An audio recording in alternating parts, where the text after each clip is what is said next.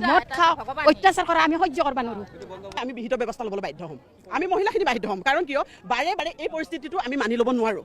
কাৰণ কিয় ৰাতিপুৱা যেতিয়া আমাৰ মহিলাখিনি চাফা কৰিব আহে এটা মদৰ বটল কোনোবাই মদ খাই বমি কৰি থৈ দিব কোনোবাই হাগিমুতি থৈ দিব সেই পৰিৱেশটো আমি হ'ব নিদিওঁ আৰু সেই মানুহখিনিয়ে সদায় সেইটো চাফা কৰিব নোৱাৰে হয়নে নহয় সেইখিনি নিজৰো বিচাৰ বিবেক থাকিব লাগে যিজনে কৰে কিন্তু সেইখিনি পৰিৱেশ যেতিয়া তেওঁলোকে যেতিয়া মানি লোৱা নাই কৈ থাকিলেও যেতিয়া মানি লোৱা নাই তেতিয়া আমি গোটেই মহিলাখিনি জাগ্ৰত হৈছোঁ আমি এটা কথা ক'ব বিচাৰিছোঁ সেইখিনি আমি প্ৰতিবাদ কৰিমেই আৰু প্ৰতিকাৰ কৰিমেই চাব লাগিব আমি প্ৰত্যেকে লাঠি ল'ব লাগিব কাৰণ কিয় সেইখিনি তেনেকৈ দমন কৰিব নোৱাৰে কোনো প্ৰশাসনে দমন কৰিব নোৱাৰে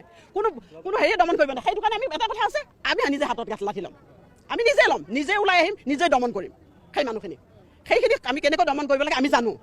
আমি ডিমৰীয়াবাসী হিচাপে আমি জানো আমি কেনেকৈ কণ্ট্ৰল কৰিব লাগে কেনেকৈ দমন কৰিব সেইখিনি মানুহক বিহিত ব্যৱস্থা আমি ল'ম আমি মহিলাখিনিয়ে ল'ম আমি সাৰি যাব নিদিওঁ সেইকাৰণে আজি বাৰে বাৰে এটাই কাটৰ অনুৰোধ কৰিছোঁ যিসকলে চাই আছে যিসকলে সেইখিনি পৰিৱেশ কৰিছে তেওঁলোকক আমি হাতযোৰ কৰি আজি আমি হাতযোৰ কৰি কৈছোঁ